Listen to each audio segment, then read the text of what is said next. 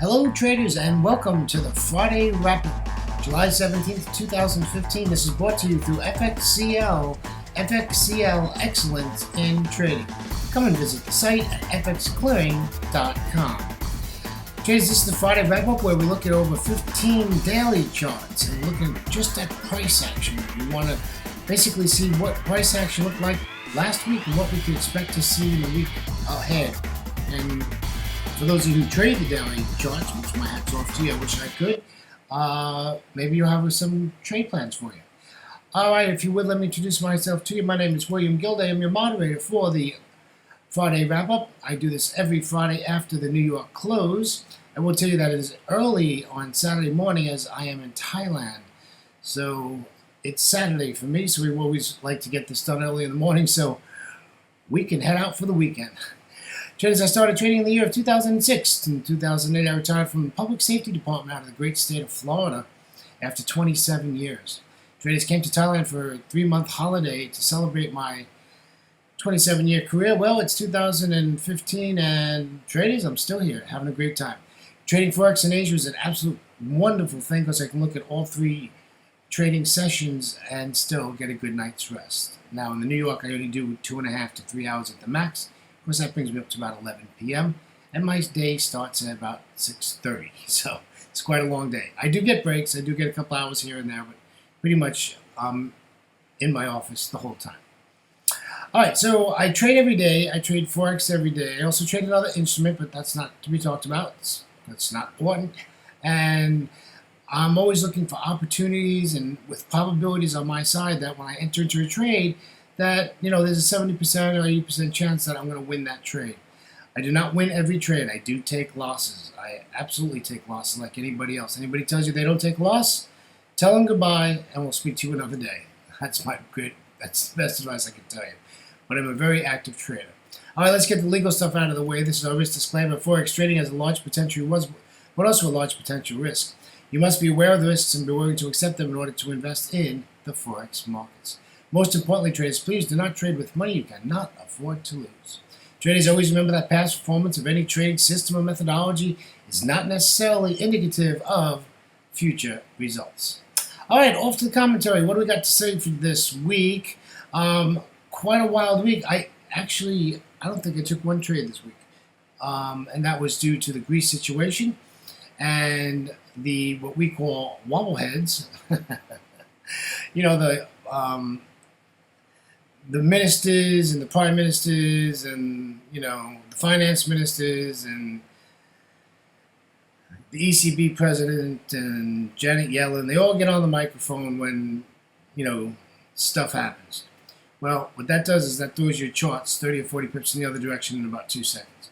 So I looked, I tried, did not find a trade. Missed some opportunities though. As I went back and looked yesterday, Friday, and I did miss some opportunities where I could have gotten in there, but it would have been late in the it was actually in the inactive session of Asia, which is quite interesting. I took a look at the indices after the close on Friday, and the U.S., the Euro zone, and the Asia countries, all the indices are all mixed. There's red and greens all over the place. Looks like a Christmas tree. But we're not going to get into those numbers. It takes too long. We have a lot of charts to go over. I think next week things are going to settle down and we'll get back to the normal trading. I know I said that last week because I thought Sunday would have been it. I think they vote. What is it? Wednesday they vote in the Euro to ratify this bailout plan. So that's once that's over with, and the ECB has already allotted them so much money, so they are getting money, and I think their ATMs are still open, and I think their banks will open on Monday or Tuesday. I think their banks will reopen, so that's good news. All right, we're going to take a look at all daily charts. Remember, these are daily charts. That means every candle on the chart is 1 day.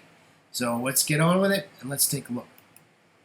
For those of you who Haven't seen our new chart setup. There's nothing big here. The green line is, of course, the 200 exponential moving average.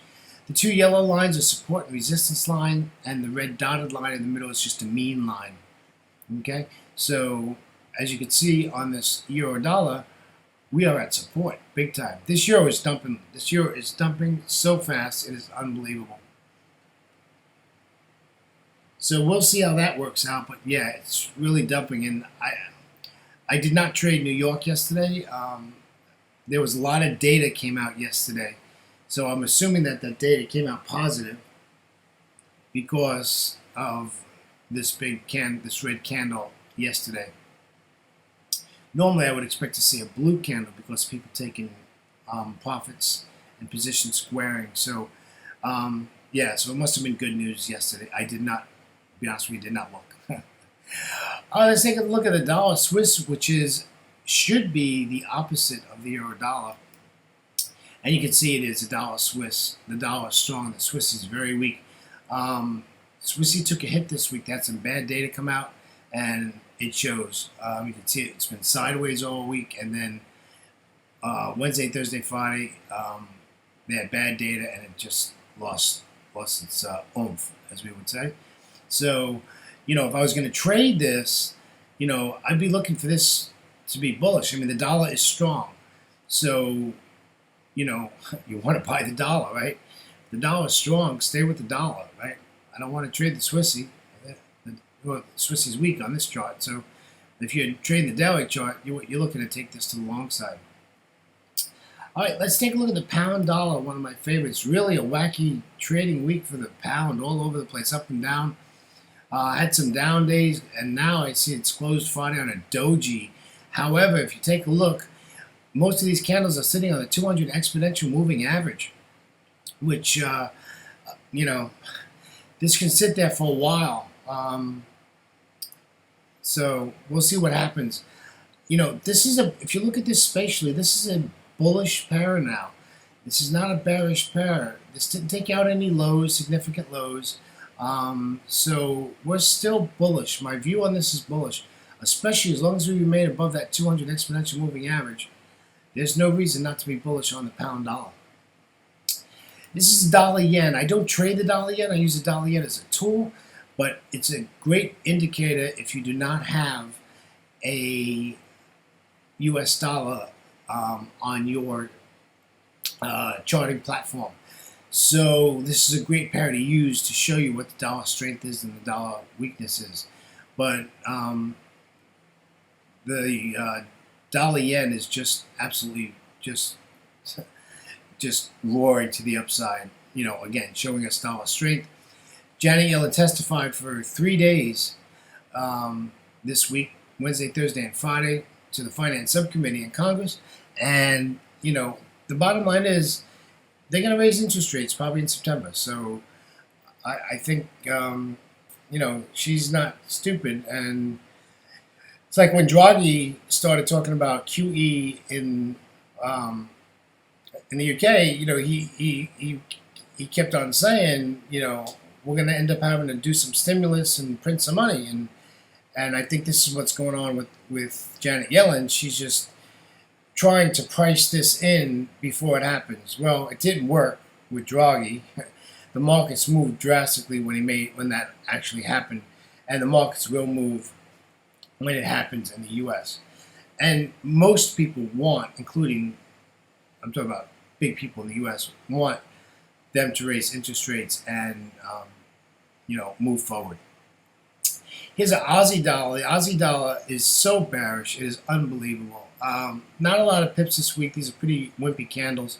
Not a lot of movement, but we just stay with this, and we're just going to hold on to it. And the only thing I want to do is I want to sell the Aussie dollar. It's just like the euro dollar. The only thing I want to do is sell the euro dollar. Why would you want to do anything else? If you get a couple of updates or whatever, you don't trade, or you counter trade, and you realize that you're counter trading, and you're better off. At least you know what you're doing, and you can counter trade if you get a situation where you're going to get an update, and we're going to get an update. We know Forex doesn't move in a straight line. It moves in steps. So But these steps are going downstairs, and we just need to follow that.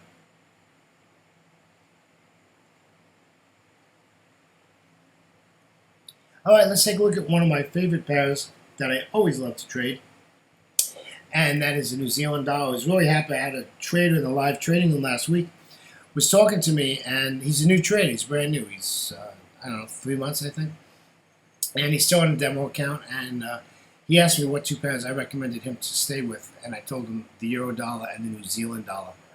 And the reason I told him that is because they don't. The euro does move, has volatility in it and does do some crazy stuff. But the New Zealand dollar is pretty nonchalant. I call it the pair on volume. It just floats on through, moves around. Just does its thing, and that's what we want to see. But the New Zealand dollar is bearish. It looks like they ended up with an up candle, and I'm sure that's people taking profits. Also, I would assume that's also because of the good data that came out of the U.S. All right, look at the CAD, the U.S. CAD. I think this is on a 4-month low for the CAD, if I remember right. And this thing is just on a run. This thing is on a run to the upside. If I was trading this daily chart, the thing you have to watch here is that this is eventually going to fib and pull back. So you might want to fib this swing and see where we're at. I mean, I could see it if you look at that big blue candle and then just look left at the chart. You'd like to see that fib back to that area because that's where previous support is, and you would expect this to pull back. But we'll see. I don't know what data is coming out on Monday and Tuesday, but remember, we're in earnings seasons. Now, I know you all saying I don't trade stocks and I don't trade options and I don't trade futures. So what do I care about earnings season? Well, earnings seasons affects us. Remember, we are macro traders. We are global traders. We're not micro traders. We don't just trade the euro dollar or the dollar CAD. We trade everything. Everything that goes on in the world, we trade as forex traders. And never forget that. Usually, if a big move happens, you can find out why. If you have a news feed or a news website that's current and updates all the time, you can find out why these moves happen. There's no secrets out there. Sometimes you got to hunt for them, but you can find them. So let's take a look at the pound Aussie, another pair that I really love to trade. Look at how weak the Aussie is. The pound is just so bullish. I mean, boy, if you'd like to take in this, look at this. Look at that. At support, what is that? It's a morning star right there. Boy, did it work. Boom, there she went, took off. This is a perfect example of decision, indecision, decision. Thank you very much. Blue candle, up we go. Your stop's down here somewhere. And away you go. Thank you. Have a nice day. See you in 2 months. We're going on vacation. I mean, just absolutely beautiful, beautiful daily chart on this pound Aussie. Some really nice moves there. So it's very, very bullish. Here's a pair that I look at daily. I actually trade the Euro Aussie.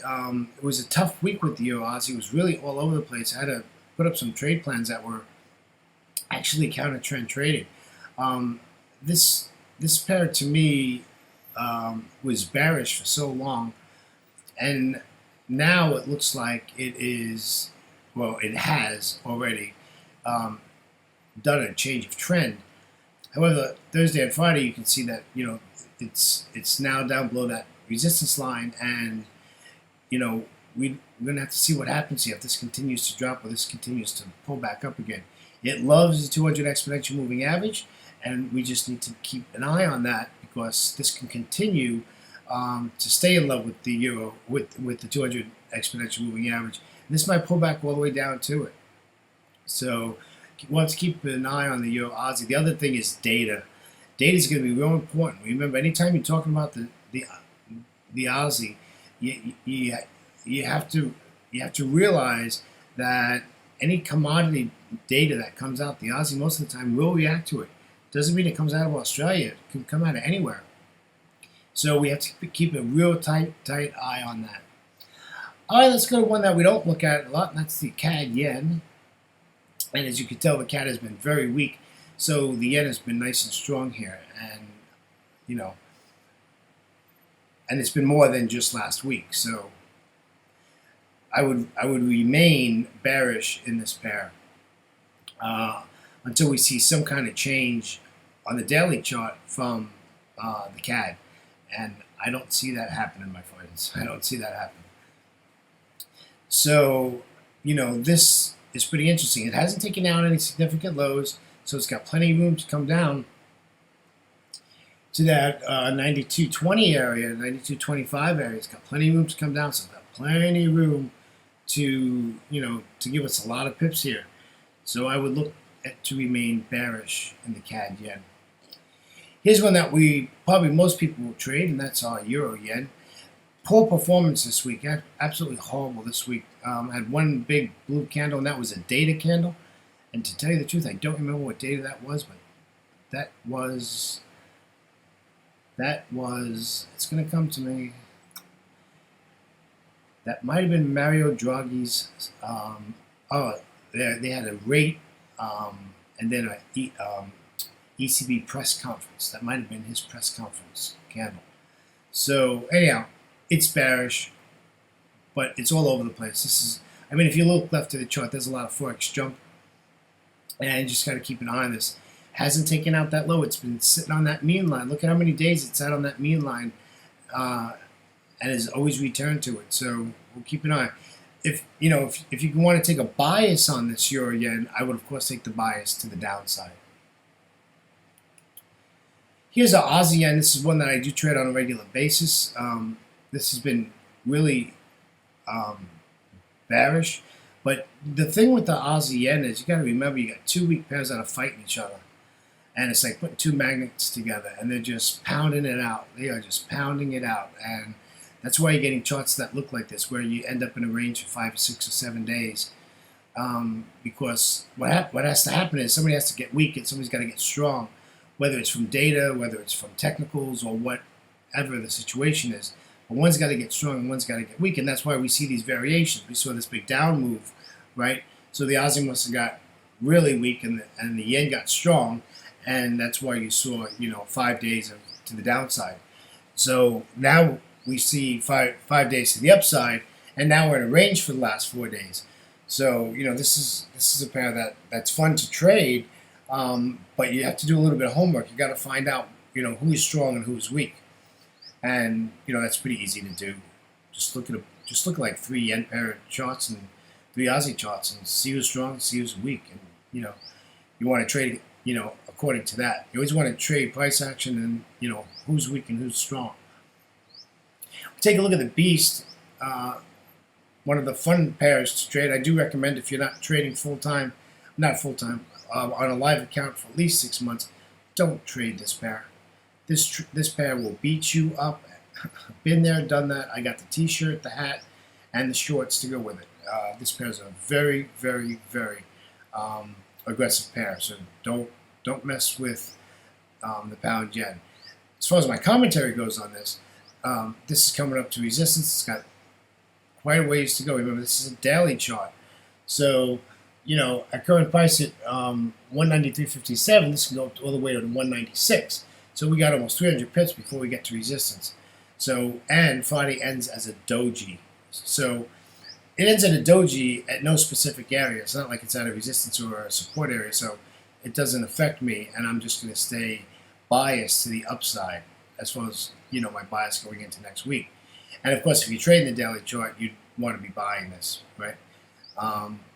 You might get a pullback and then pop back up again, or you're going to end up sideways and then pop back up. It really depends on what data is coming out on Monday. And I apologize, I did not look at what data was coming out for Monday. All right, this is our last of our 19 charts that we looked at. 17 charts we looked at, and this is our last one. This is our dollar chart, and this is what you want to look at. You want to see what it's doing. So now it's coming up against resistance.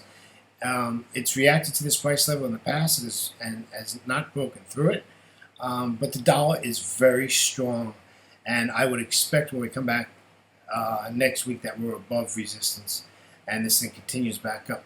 And you know, it has the possibility of getting all the way up there to 120, 170. So, you know, this has plenty of room and plenty of price action to go. You know what I'm saying? So the dollar's strong, and this chart shows you that. And that's all you know. All you gotta do is look at this chart for 1 second during, you know, when you start your trading. Is the dollar strong or is the dollar weak? Well, the dollar's strong. So, you know, you don't have to go back to it for another week and see what the dollar is doing. So that wraps up our daily charts. Traders, I'd like to remind you that this is brought to you through FXCL Excellence in Trading. Please come visit the website at fxclearing.com. It's got a great economic calendar, it's got great educational material on there, and it's a beautiful website. Come and join us and possibly open a demo account or a real live trading account.